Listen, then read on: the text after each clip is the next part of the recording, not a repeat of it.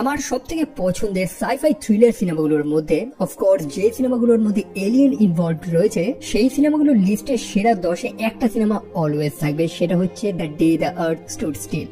Keanu Reeves অভিনীত এই সিনেমাটা আশা করি আপনারা অনেকেই দেখেছেন এবং এই সিনেমাটাকে পরিচালনা করেছেন স্কট ডেরিকসন, যিনি একজন জেম মানে রত্ন। কারণ এই মানুষটা VHS, the Black Phone, Doctor Strange, Deliver Us from Evil, Sinister, Hellraiser, the Exorcism of Emily Rose এরকম কিছু টপ লেভেলের সিনেমা আমাদের উপহার দিয়েছেন। তো আর কি দ্য আর্থ স্টুড স্টিল সিনেমাটাকে সম্পূর্ণ এক্সপ্লেন করবো। সময়টা ছিল 1928। ইন্ডিয়ার কারাকোরাম মাউন্টেন। একজন হাইকার্সকে দেখতে পাই যে তার টেন্টে ছিল বাইরে বরফের ঝড় হচ্ছে, আর সেই মুহূর্তে সে বাইরে একটা আওয়াজ লক্ষ্য করতে পারে। সেই আওয়াজটাকে ফলো করতে করতে সে চূড়ায় গিয়ে পৌঁছায়, যেখানে সে একটা স্পেয়ার লক্ষ্য করতে পারে। বড় অদ্ভুত একটা জিনিস, যেটাকে সে একটু খতিয়ে দেখার চেষ্টা করে। সেই জিনিসটাই বা আসলে কি, বা সেটা কোনো ফেনোমেনা নাকি, সেটা অ্যাকচুয়ালি সেও বুঝতে পারছে না এবং আমরা অবভিয়াসলি দর্শকরাও তো বুঝতে পারছি না। পরে সে মানুষটা জ্ঞান হারায় এবং কিছু সময় পরে তার জ্ঞানটা আসে, তবে সেই স্পেয়ারটা, সেই অদ্ভুত জিনিসটা সেখানে নেই। তবে সেই মানুষটার হাতে এক টাইপের ছাপ পড়ে গেছে, একটা দাগ পড়ে গেছে। যাই হোক, এই ঘটনাটা তো প্রায় অনেক বছর আগে। এখন বর্তমান সময়তে আসা যাক। ডক্টর হেলেন বেনসন তিনি ইউনিভার্সিটিতে তার স্টুডেন্টদের ক্লাস নিচ্ছেন। সেখানে তিনি থায়োব্যাসিলাস নামক একটা মাইক্রো অর্গানিজম নিয়ে আলোচনা করছেন। সেখানে এমনই কিছু ক্ষুদে ব্যাকটেরিয়া নিয়ে আলোচনা করা হচ্ছে যেগুলো পৃথিবীর এক্সট্রিম থেকে এক্সট্রিম ওয়েদারেও সার্ভাইভ করতে পারে। গল্পের শুরুতেই এরকম একটা সিন দেখানোর একটাই মানে যে এমনই কিছু লিভিং অর্গানিজম রয়েছে বা কিছু প্রাণী বা যারা রয়েছে যারা যে কোনো টেম্পারেচার, যে কোনো সিচুয়েশনেও বিভিন্ন স্থানে বসবাস করছে, তবে তারা সেই স্থানটাকে বা সেই পরিবেশটাকে পরিবর্তন করছে না। তারা তাদের মতন আছে। শুধু তারা না, মানুষ বাদে এই পৃথিবীর প্রত্যেকটা প্রাণী নেচারকে কোনোভাবেই সরাসরি আঘাত করতে পারে না। ছোটবেলায় যে আমরা ফুড চেনটা পড়েছি না, কিভাবে ব্যালেন্সটা বজায় থাকে, বাট এই মানুষেরা কিন্তু এই চেনের অংশই না। ডক্টর হেলেন তারপর ক্লাস নিয়ে নিজের বাড়িতে ফিরে আসে। বাড়িতে রয়েছে তার ছেলে, যার নাম হচ্ছে জেকব। জেকব যদিও তার নিজের ছেলে না, তার হাজবেন্ডের ছেলে ছিল, যে মানুষটা মারা গেছে। জেকব অবশ্যই হেলেনকে তার নিজের মা মনে করে না বা নিজের মতন করে মেনে নিতে পারে না, কিন্তু হেলেন কিন্তু তাকে যথেষ্ট ভালোবাসে এবং তাকে মায়ের মতন করে যত্ন নেওয়ার চেষ্টা করছে। তবে সেই মুহূর্তে হেলেনের কাছে একটা কল এসেছে, একটা আননোন নাম্বার। হেলেন জানার চেষ্টা করছে কে, তবে সেই মানুষটা কোনো উত্তর দিচ্ছে না। সেই মানুষটা জানায় যে জাস্ট কয়েক মিনিটের মধ্যেই তার বাড়ির সামনে কিছু গাড়ি আসবে, হেলেনকে জাস্ট সেই গাড়িতে উঠে বসতে হবে। এখন ডক্টর হেলেন সে তো কনফিউজ যে এরকম কেন, তবে ব্যাপার তো এরকমই হয়েছে। সেই মুহূর্তে দরজায় কেউ একটা নক করে বসে। হেলেন দরজা খুলে দেখে যে সম্পূর্ণ ফোর্স চলে এসেছে হেলেনকে নেওয়ার জন্য। প্রত্যেকেই তারা সরকারি কর্মী এবং সৈনিক। হেলেন প্রথমে তার ছেলেকে নিয়ে চিন্তা করছিল যে তার ছেলে কোথায় থাকবে, তবে এত কিছু ভাবার নাকি সময় নেই, তাদের ইমিডিয়েট সেই স্থান থেকে বেরোতে হবে। সেই কারণে জেকবকে তার প্রতিবেশী বাড়িতে রেখে হেলেনকে নিয়ে যাওয়া হয় গাড়িতে করে। হেলেন যখন জানার চেষ্টা করছে এত কি ইম্পর্টেন্ট, তখন তাকে কারণটা তো বলা হয় না, তবে এইটুকুনি তাকে বলে দেওয়া হয় যে তাদের জন্য সম্পূর্ণ রাস্তাটাই ফাঁকা করা হয়েছে। তো হেলেন বুঝতে পারে যে হ্যাঁ ভাই, ব্যাপারটা সিরিয়াস, খুবই ইম্পর্টেন্ট। হেলেনকে একটা মিলিটারি বেসে নিয়ে যাওয়া হয়। তারপর সেখান থেকে তাকে একটা চিনক হেলিকপ্টারে তোলা হয়, যেখানে তারই মতন বহু সায়েন্টিস্ট রয়েছে, বহু ডাক্তার রয়েছে, কেউ অ্যাস্ট্রোনমার, কেউ বায়োলজিস্ট, কেউ সিভিল ইঞ্জিনিয়ার, কেউ আবার জিওলজি। তাদের প্রত্যেকেই এরকম হেলেনের মতনই আচমকা তুলে আনা হয়েছে। কেন সেটা তাদের এখনো বলা হয়নি। সেখান থেকে তাদেরকে নিউ জার্সির এক মিলিটারি একাডেমিতে নিয়ে যাওয়া হয়েছে, যেখানে তাদের সেলফোনগুলোকে বাজেয়াপ্ত করা হয়। সৌভাগ্যবশত সেখানে এক পরিচিত মুখোশে দেখতে পারে তার বন্ধু মাইকেল। পরে হেলেন জানতে পারে যে এই মাইকেলই হেলেনকে এই লিস্টে রেখেছে, ভাইটাল লিস্ট, যেখানে দেশ থেকে সব ইম্পর্টেন্ট এরকম বিজ্ঞ মানুষদের তুলে আনা হয়েছে। তবে কেন, পরেই সম্পূর্ণ ব্যাপারটা ব্রিফলি এক্সপ্লেইন করা হয়। তারা জুপিটারের অরবিটে একটা টাইপের অবজেক্ট লক্ষ্য করতে পেরেছে, সেটার তারা নাম দিয়েছে 07493। কেন এই নামটা দিয়েছে সেটা তো জানি না, তবে সেই অবজেক্টটা খুব দ্রুত গতিতে পৃথিবীর দিকে এগোচ্ছে। এটা কোনো র্যান্ডম কোনো জিনিস না। তার সাইজটা দেখে অনেকে এটাকে ব্ল্যাক হোলও মনে করেছে, তবে তার আকার, স্পিড, ট্র্যাজেক্টরি সবকিছু ভালো মতো অবজার্ভ করার পর এইটুকুনি তো বোঝা গেছে যে সেই জিনিসটাকে ছাড়া হয়েছে বাইরের থেকে, অর্থাৎ আমাদের এই সোলার সিস্টেমের বাইরে থেকে কেউ এই জিনিসটাকে ছেড়েছে আমাদের এই সৌরমণ্ডলে, যেটা সজোরে একদম দ্রুত গতিতে পৃথিবীর দিকে এগোচ্ছে। খুবই অল্প সময়, মাত্র 78 মিনিটে সেই জিনিসটা সরাসরি পৃথিবীতে হিট করবে, যার ইম্প্যাক্টটা হয়তো অনেক ভয়ঙ্কর হতে পারে। তো এখন কি করা উচিত? মানুষদের সাবধান করা উচিত কি? সম্ভব নেই। মাত্র এইটুকুনি সময়তে তারা গোটা শহরকে খালি করতে পারবে না। তো সেই কাজে তাদের সময় না নষ্ট করে তাদের এখন ভাবতে হবে আফটার ম্যাথ হিসাবে, অর্থাৎ সেই জিনিসটা শহরে ল্যান্ড করার পর তারপরে তারা কি করবে, বা সম্পূর্ণ শহর ধ্বংস হওয়ার পর তখন তারা কি করবে। বহু মানুষ তো এটাই মনে করছে যে সেই জিনিসটার এতটা গতি, সেই স্পিডে যদি সেটা পৃথিবীতে এসে ক্র্যাশ করে বা ল্যান্ড করে তাহলে পৃথিবীর আর কোনো চিহ্ন থাকবে না। বাট ফরচুনেটলি সেটা পৃথিবীর কাছে এসে তার গতিটা কমিয়ে দেয় এবং সেফলি সেটা সেন্ট্রাল পার্কে ল্যান্ড করে। বড় অদ্ভুত একটা জিনিস যেটা জল করছিল। পরে সেখান থেকে ধুলো ক্লিয়ার হওয়ার পর আমরা লক্ষ্য করতে পারি সেটা একটা স্পেয়ার শেপের, সম্ভবত স্পেসশিপ। তবে মানুষরা কশনস নিয়ে রেখেছে, সৈনিকরা পুরো স্থানটা একদম ঘিরে রেখেছে। কিছু সময় পরে সেই স্পেয়ারটার মধ্যে থেকে যেন একটা মানুষ বা এলিয়েন কেউ তো একজন হেঁটে আসছে। আলোর জন্য সেটা স্পষ্ট লক্ষ্য করা তো যাচ্ছে না, তবে সে হেঁটে আসছে। বহু মানুষদের কাছে এটা একটা মিরাকেল, সায়েন্টিস্টদের কাছে এটা বিশ্বের সব থেকে বড় ডিসকভারি যে আমরা ফার্স্ট এলিয়েনদের সাথে হয়তো কন্ট্যাক্ট করতে চলেছি। তবে সৈনিকদের কাছে সেটা একটা থ্রেট, কারণ সেই প্রাণীটা ক্রমশ হেঁটেই চলেছে তাদের দিকে। সৈনিকরা নার্ভাস, সেখানে একটা মিসকমিউনিকেশন হয় এবং একজন গুলি চালায় সেই প্রাণীটার উপরে বা সেই এলিয়েনটার উপরে, যার রক্ত বেরোয়। অ্যাকচুয়ালি রক্তের রং লাল এবং সে মাটিতে লুটিয়ে পড়ে। ডক্টর হেলেন একদম সামনেই ছিল, ডক্টর হেলেনের সামনে এসে সে পড়ে। আর তখনই সেই স্পেয়ার থেকে একটা বৃহৎ আকার রোবট বা কোনো অস্ত্র, সেটা এখনো পর্যন্ত কেউ জানে না, সেটা বেরিয়ে আসে। সেটা পিটিমাচ কোনো অস্ত্র যেটা মানুষদের সব ধরনের ইলেকট্রনিক ডিভাইস গুলোকে অকেজো করে দেয়। সম্ভবত কোনো ইলেকট্রোম্যাগনেটিক পালস সে রিলিজ করেছে। শুধু তাই না, এক টাইপের হাই পিচ সাউন্ড পর্যন্ত রিলিজ করে যেগুলো মানুষেরা সহ্য করতে পারে না। তো সম্ভবত সেই এলিয়েন্স গুলো বা যারাই হোক তারা মানুষদের কমজোরি তো জানে। সে সেখানে থাকা অন্যান্য মানুষদের বা সৈনিকদের উপরে আক্রমণ করতেই যাবে। সেই মুহূর্তে সেই আহত এলিয়েনটা যার উপর গুলি চালানো হয়েছিল সে সেই বৃহৎ রোবটটাকে আটকে দেয়। সেই আহত এলিয়েনটাকে সেখান থেকে তৎক্ষণাৎ নিয়ে যাওয়া হয়। এবার ব্যাপার হচ্ছে যে তার চিকিৎসাটা হবে কি করে, কারণ তার শরীরের স্ট্রাকচার, তার বডি মেকানিক্স সম্পূর্ণ মানুষদের থেকে আলাদা। তবে কিছু সময় পরে কিছু চেঞ্জেস তারা লক্ষ্য করতে পারে। একজন ডাক্তার তার শরীর থেকে সেই বুলেটটা, সেই গুলিটা তো বার করে, তবে সে লক্ষ্য করে যে তার শরীরের বাইরে যে চামড়াটা রয়েছে তার তলায় যেন চামড়া, স্কিন, বোনস এগুলো রয়েছে। মানে শরীরের বাইরে যে লেয়ারটা সেটা এক টাইপের বায়ো ইঞ্জিনিয়ার্ড স্যুট। মানে আমরা যেমন মহাকাশে বা অন্য গ্রহতে গেলে একটা স্পেস স্যুট পরবো, সেই এলিয়েনটার স্যুট সেটা, যেটাকে প্রথমে তার চামড়া মনে হচ্ছিল। যদিও পরে তো এক মিরাকেল ঘটে, তার শরীরের উপর থেকে সেই স্যুটটা বা যেটাকে আমরা স্কিন মনে করছিলাম সেটা তো খুলে পড়ে যায় যেন খোলসের মতন, এবং সম্পূর্ণ মানুষের মতন একটা প্রাণীকে আমরা সেখানে দেখতে পাই যে লিটারালি কথা বলতে পারে। অন্যদিকে গোটা ওয়ার্ল্ড ওয়াইড প্যানিক শুরু হয়েছে, কারণ ওরকম যে গোল্ড স্পেয়ারটা সেটা শুধু আমেরিকাতে না গোটা বিশ্বতে ল্যান্ড করেছে। মানুষেরা প্যানিক, স্টক মার্কেট ক্র্যাশ করছে।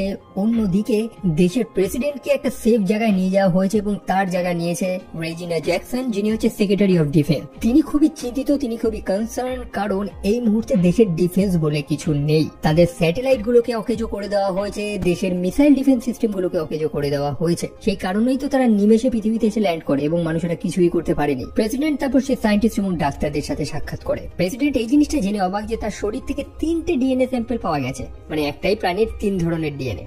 তার বডি টিস্যুর যে স্যাম্পলটা যেটা একদমই মানুষের মতন, তবে তার স্কিনের উপরে যে খোলসটা ছিল সেটাও এক ভিন্ন ধরনের। ডক্টর হেলেন বুঝতে পারে যে সেটা অ্যাকচুয়ালি সেই এলিয়েন্সটার একটা স্পেস স্যুট যেটা পৃথিবীতে তাকে সার্ভাইভ করতে সাহায্য করেছে। এবং অফকোর্স পৃথিবীতে সার্ভাইভ করতে হলে তাকে পৃথিবীর মানুষদের মতনই তো আকার নিতে হবে। সম্ভবত তারা আগে অতীতেও এসেছে এবং মানুষদের স্যাম্পল নিয়ে গেছে, যেটার থেকেই তারা মানুষদের মতন একটা আকার বানিয়েছে। তবে তারা কবেই বা এসেছিল পৃথিবীতে? গল্পের শুরুতে 1928 সালে যে সিনটা দেখেছিলাম, সেই মাউন্টেন হাইকারটা একটা স্পেয়ার দেখতে পেয়েছিল, তখনই সেই এলিয়েন্স গুলো সেই মানুষটা স্যাম্পল নিয়ে গেছিল তারা। আর সেই কারণেই তো সেই খোলস থেকে যে মানুষটা বেরিয়ে এসছে তাকে হুবহু সেই হাইকারটার মতনই দেখতে। তারপর প্রেসিডেন্ট চলে যায় তার সাথে কথা বলতে। সেই এলিয়েনটা এখন সম্পূর্ণ মানুষদের মতন দেখতে, তবে মানুষদের মতন কাজ করতে বা মানুষদের চালচলন গুলোকে অ্যাডাপ্ট করতে তার একটু সময় লাগে। তবে তার উদ্দেশ্যটা কি? ডক্টর হেলেন তাকে কিছু প্রশ্ন করে, তাকে জিজ্ঞেস করে যে সে তো মানুষ না, তাহলে সে কে অ্যাকচুয়ালি, কেমন দেখতে থাকে। সে জানে যে তার আসল রূপটা দেখলে অবশ্যই মানুষেরা ভয় পেয়ে যাবে, এবং হ্যাঁ তারও একটা নাম রয়েছে, সেটা হচ্ছে ক্ল্যাটু। প্রেসিডেন্ট তাকে জিজ্ঞেস করে যে তার এখানে আসার উদ্দেশ্যটা কি। সে জানায় যে সে কিছু সিভিলাইজেশনকে রিপ্রেজেন্ট করে, অর্থাৎ এলিয়েন্সদের একটা গ্রুপ, এবং সে এখানে এসেছে পৃথিবীর লিডারদের সাথে সাক্ষাৎ করার জন্য। অর্থাৎ সে জাতিসংঘে যেতে চায়, ইউনাইটেড নেশনে। সেখানেই সে উত্তর দেবে যে সে এখানে কেন এসেছে। তবে প্রেসিডেন্ট তো তাকে যেতে দেবে না, বরং প্রেসিডেন্ট নিজে জানতে যায় যে সেই এলিয়েন্সটা কেন এখানে এসেছে। তখন সেই এলিয়েন্সটা তাকে জিজ্ঞেস করে যে তুমি কি সম্পূর্ণ মানব জাতিকে রিপ্রেজেন্ট করছো, বা তুমি কি সম্পূর্ণ মানব জাতির হয়ে কথা বলছো? অবশ্যই তো না, সেই প্রেসিডেন্ট তো এন্টায়ার হিউম্যান রেসকে তো রিপ্রেজেন্ট করতে পারে না। সেই কারণে ক্ল্যাটু বা সেই এলিয়েন্সটা তাকে কোনো উত্তরও দেয় না। প্রেসিডেন্ট তাকে বারবার প্রশ্ন করে যে তুমি কেন আমাদের গ্রহতে এসেছো। তখন সে প্রেসিডেন্টকে পাল্টা প্রশ্ন করে যে তোমাদের গ্রহ। প্রেসিডেন্ট উত্তর দেয় যে হ্যাঁ এটা আমাদের গ্রহ। তখন সে জানায় যে না, এটা তোমাদের না। এখানে বেসিক্যালি মানুষদের অ্যারোগেন্সটা দেখিয়েছে। অবভিয়াসলি এই পৃথিবীতে মানুষেরা একটা ডমিনেন্ট স্পিসিস, তাই বলে এই পৃথিবীটাকে তো আমরা কিনে রাখিনি।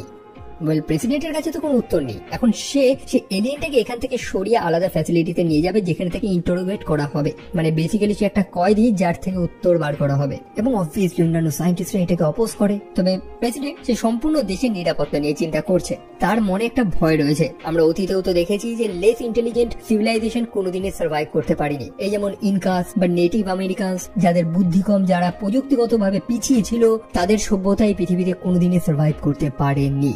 এবং প্রেসিডেন্ট অ্যাডমিট করে যে এই এলিয়েন্সরা মানুষদের থেকে অনেক উন্নত, সেই কারণে সে সব ধরনের ব্যবস্থা অ্যাপ্লাই করতে চায়। এখন সেই এলিয়েন্সটাকে সেখান থেকে নিয়ে যেতে হলে তাকে অজ্ঞান তো করতে হবে। ডক্টর মাইকেল এই কাজটা করতে চাইছে না, সেই কারণে হেলেন রাজি হয়ে যায় যে সে করবে। অবশ্যই সেও করতে চাইছে না, বরং সে এলিয়েনটাকে সিডেট না করে, মানে তাকে অজ্ঞান না করে, উল্টে তাকে সেখান থেকে পালানোর একটা সুযোগ করে দেয়।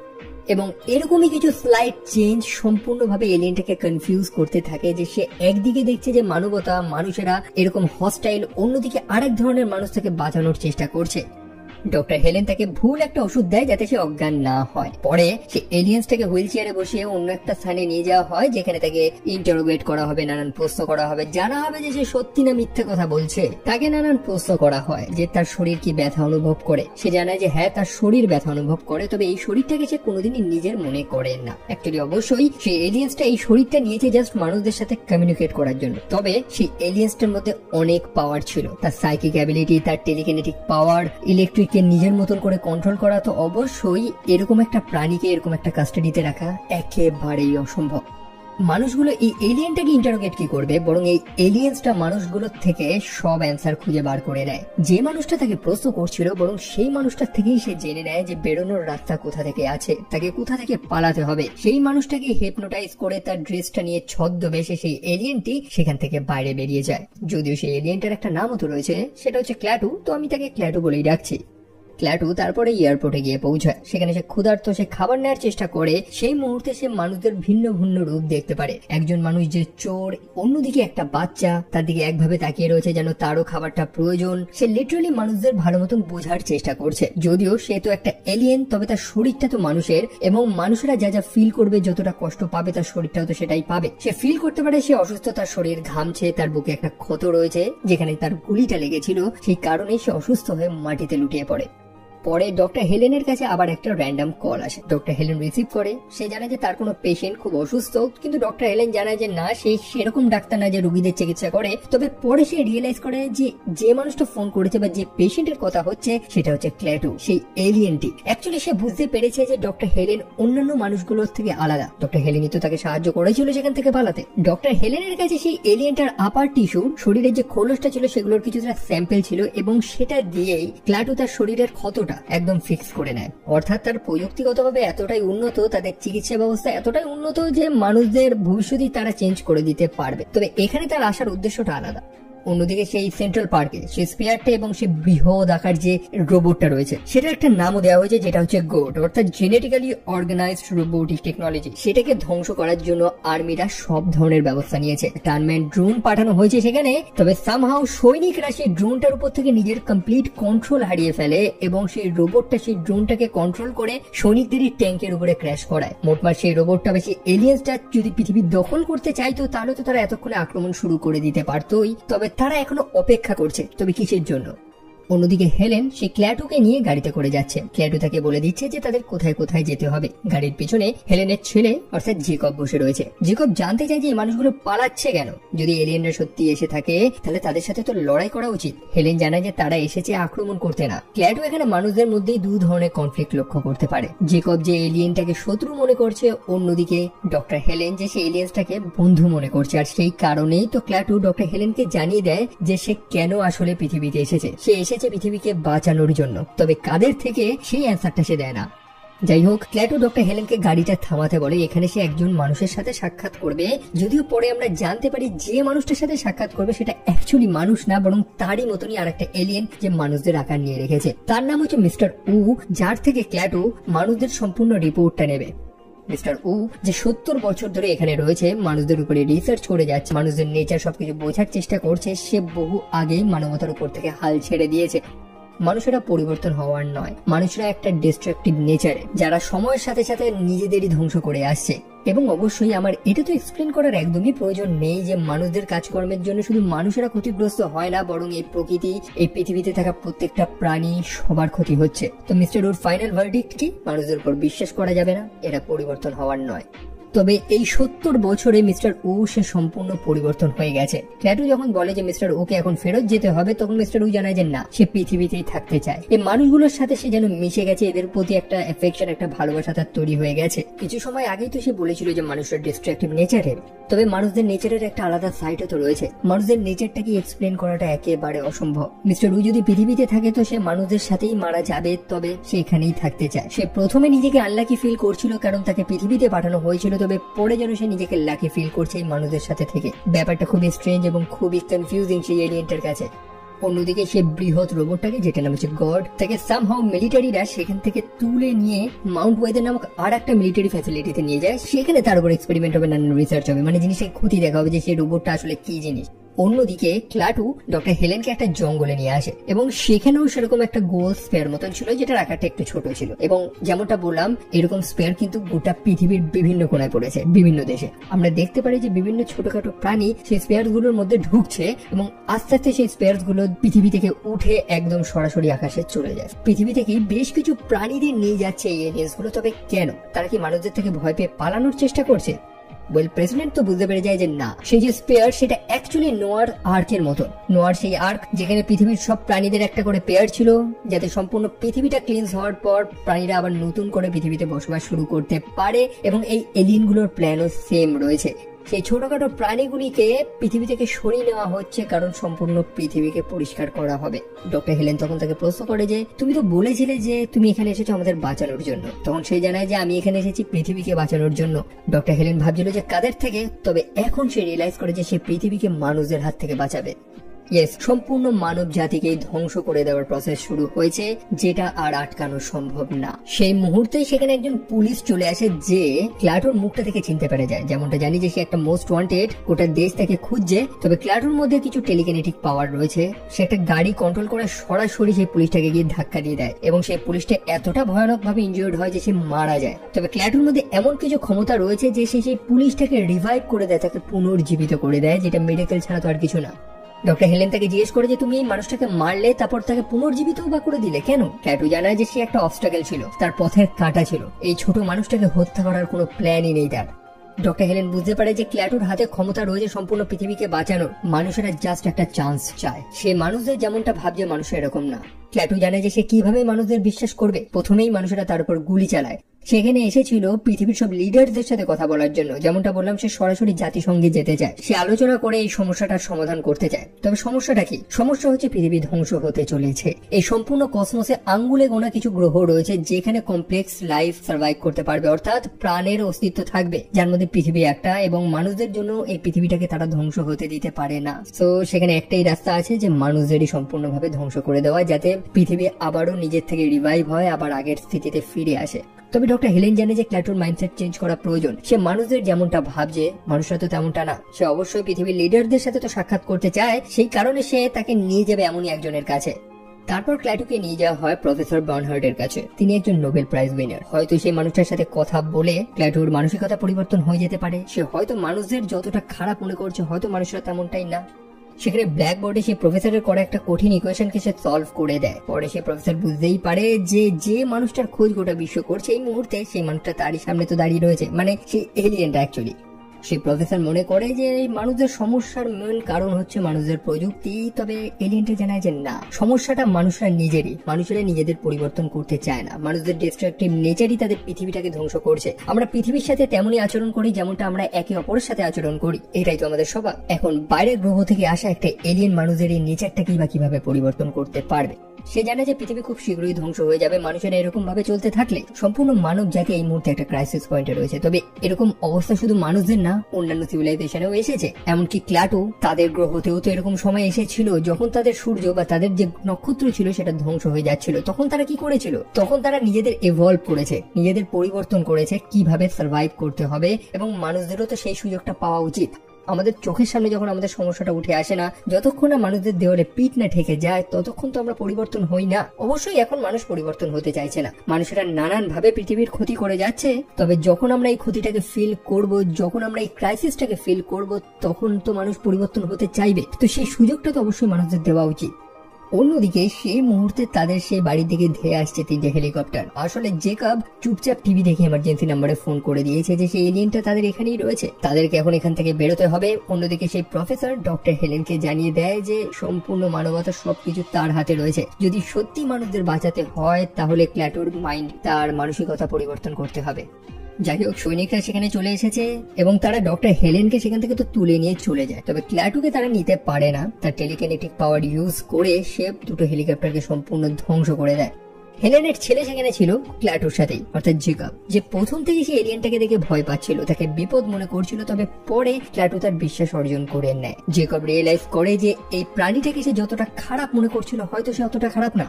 অন্যদিকে ডক্টর হেলেন সে প্রেসিডেন্টকে বারবার রিকোয়েস্ট করে যাচ্ছে যে তাকে একবার ক্ল্যাটোর সাথে কথা বলতে দেওয়া হোক, এটাই তাদের একমাত্র চান্স। তবে ম্যাডাম প্রেসিডেন্ট তো জানায় যে সবকিছু আন্ডার কন্ট্রোল, তবে কতটা কন্ট্রোলে আছে সেটা তো আমরা এখনই দেখব।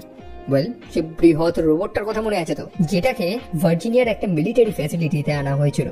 এখন মানুষেরা জানার চেষ্টা করছে যে তার শরীরের কোটিংটা কি দিয়ে তৈরি, মানে এই রোবটটার স্কিনটা কি দিয়ে তৈরি। তারা ড্রিলিং করার জন্য বিভিন্ন ধরনের মেটাল ইউজ করছে, তবে তার স্কিনটা সে ভাঙতে পারেনি। তবে পরে আমরা রিয়েলাইজ করি যে সে বৃহৎ রোবটটার স্কিনটা ছোট ছোট মাইক্রো এলিয়েন দিয়ে তৈরি, ছোট ছোট পোকা যেগুলো সময়ের সাথে সাথে মাল্টিপ্লাই হচ্ছে, তাদের সংখ্যা আরো বেড়ে যাচ্ছে। প্রথমত সেই ছোট পোকাগুলো সেই ড্রিলিং যন্ত্রটাকে নষ্ট করে দিয়েছে। পরে একজন ইঞ্জিনিয়ারকে ভেতরে পাঠানো হয় সেই ড্রিলটাকে চেঞ্জ করার জন্য। তখন সেই পোকাগুলো সেই মানুষটার উপরে আক্রমণ করে। তাদের আকারটা এতটা ছোট, সেটা যে কোনো মেটাল, যে কোনো পদার্থ মানুষদের স্কিনের এপার ওপার চলে যেতে পারে। আর এইভাবেই সেই মানুষটা সেই চেম্বারের মধ্যে বিনা সাহায্য পেয়েই মারা যায়। সেই সাহায্যের জন্য আর্তনাদ করছে, তবে সৈনিকরা দরজা খুলেনি, কারণ তারা বিপদটাকে বাইরে বার করতে চায়নি। তবে এই মানুষগুলো তো জানি না যে অনেক দেরি হয়ে গেছে। যেমনটা বললাম, ডিস্ট্রাকশন প্রোটোকল তো শুরু হয়ে গেছে, সম্পূর্ণ মানব জাতি খুব শীঘ্রই ধ্বংস হয়ে যাবে। সেই রোবটটা এতক্ষণ কমান্ডের অপেক্ষা ছিল, এখন সে আদেশ পেয়ে গেছে। আমরা দেখতে পাই তার শরীরটা ভেঙে যায়, সে ছোট ছোট পোকার আকার নিয়ে নেয়, যেগুলো সেই রোবটটার বাঁধন এবং সেখানে যে প্রোটেক্টিভ গ্লাস ছিল সেটাকে ভেঙে বাইরে বেরিয়ে আসে। সেই মিলিটারি ফ্যাসিলিটির বাইরে সৈনিকরা সম্পূর্ণ টিম নিয়ে রেডি ছিল। তবে মানুষদের গুলি, ট্যাঙ্কের শেল কোনোভাবেই সেই উন্নত এলিয়েন প্রযুক্তিকে হারাতে পারে না। নিমিষের মধ্যেই প্রত্যেকটা সৈনিক সেখানে মারা যায়। সেই পোকাগুলো একদম ঝাঁকে ঝাঁকে মাছির মতন করে উড়ছে এবং তাদের চলার পথে মানুষদের তৈরি যা যা জিনিস রয়েছে সবকিছুকে তারা ধ্বংস করছে, খেয়ে নিচ্ছে। এদেরকে এমন ভাবে প্রোগ্রাম করা যে তারা শুধুমাত্র মানুষদেরই ক্ষতি করবে বা মানুষ চালিত জিনিসগুলোকেই নষ্ট করবে, অন্যান্য প্রাণী, গাছপালা, পাতা এগুলোকে ধ্বংস করবে না।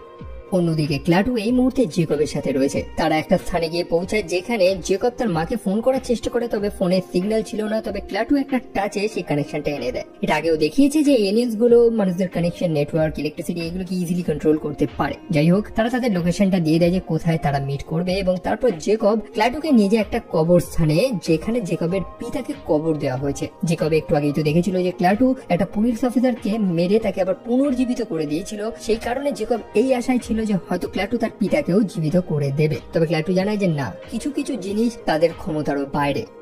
জেকব বহুবার তাকে এই গল্প শুনিয়েছে যে তার পিতা কত আগে তাকে ছেড়ে দিয়ে চলে গেছিল। তবে ক্ল্যাটু জানায় যে কোনো কিছুই আমাদের ছেড়ে চলে যায় না। প্রত্যেকটা জীবিত প্রাণী একটা এনার্জিরিত অংশ, যেগুলো মৃত্যুর পর এক জায়গা থেকে আরেক জায়গায় স্থানান্তর হয়। অফকোর্স আমরা বিজ্ঞান বইতেই তো পড়েছি যে এনার্জি কখনো ধ্বংস হয় না, বরং স্থানান্তর হয়। এই ইউনিভার্সের প্রতিটা এনার্জি এক্সিস্ট করছে। তবে ছোট জেকবকে কি এগুলো বোঝানো সম্ভব? সে তো তার নিজের সব থেকে প্রিয় মানুষটাকে হারিয়েছে। আর এই ছোটখাটো জিনিসগুলো ক্ল্যাটুকে পরিবর্তন করে দিচ্ছে। সে মানুষদের নিয়ে দ্বিতীয়বার করে ভাবা শুরু করেছে।